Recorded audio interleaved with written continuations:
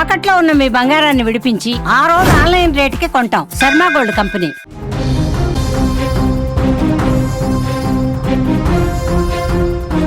Middle east war ఆగింది, కాల్పుల విరమణ జరిగింది. కానీ ఆకాశాన్ని తాకిన నిత్యావసరాల ధరలు మాత్రం దిగి రావడం లేదు.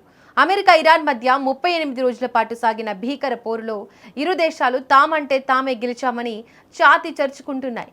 కానీ ఈ యుద్ధం వల్ల ప్రపంచానికి ఒరిగింది ఏమీ లేదు సరికదా, కోలుకోలేని ఆర్థిక దెబ్బ తగిలింది. పరువు కోసం పాలకులు యుద్ధ నినాదాలు చేస్తే దాని భయంకర ఫలితం పెరిగిన పెట్రోల్ ధరలు, ఖాళీ అవుతున్న గ్యాస్ సిలిండర్లు, అదుపు తప్పుతున్న ఆర్థిక వ్యవస్థల రూపంలో సామాన్యుడిని వెంటాడుతూనే ఉంది.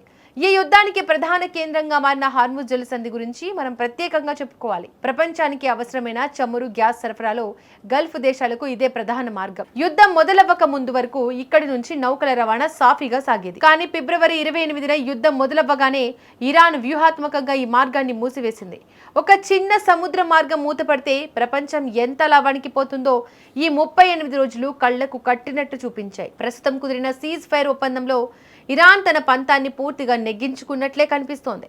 ఇకపై ఇరాన్ ఆర్మీ పర్యవేక్షణలోనే హార్ముజ్ ద్వారా రాకపోకలు సాగుతాయన్న కఠిన షరతుకు అమెరికా అంగీకరించాల్సి వచ్చింది. అది అమెరికా ఆధిపత్యానికి గట్టి దెబ్బేనని విశ్లేషకులు భావిస్తున్నారు.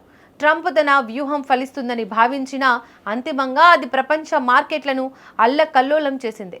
ఇరాన్ కూడా తన పట్టు కోసం ప్రపంచాన్ని ఇబ్బందుల్లోకి పెట్టింది. యుద్ధం వల్ల కలిగిన నష్టాన్ని పూడ్చడం అంత తేలికైన విషయం కాదు.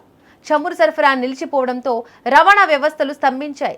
దీంతో రవాణా ఖర్చులు పెరిగి నిత్యావసర వస్తువుల ధరలు ఆకాశాన్ని అంటాయి. ఆ గందరగోళం నుంచి దేశాలు బయటపడేందుకు ఇంకా కొన్ని నెలల సమయం పడుతుందని ఆర్థిక నిపుణులు హెచ్చరిస్తున్నారు. అమెరికా అహంకారానికి, ఇరాన్ పంతానికి అభివృద్ధి చెందుతున్న దేశాలు భారీ మూల్యాన్ని చెల్లించుకోవాల్సి వస్తోంది. రాజకీయంగా ఎవరు పై చేయి సాధించినా యుద్ధం వల్ల కలిగిన ఆర్థిక లోటును ఎవరు భర్తీ చేస్తారన్నదే ఇప్పుడు మిగిలిన అతి పెద్ద ప్రశ్న. నిజానికి ఈ యుద్ధంలో గెలిచింది ఎవరూ లేరు, ఓడింది మాత్రం సామాన్యుడే.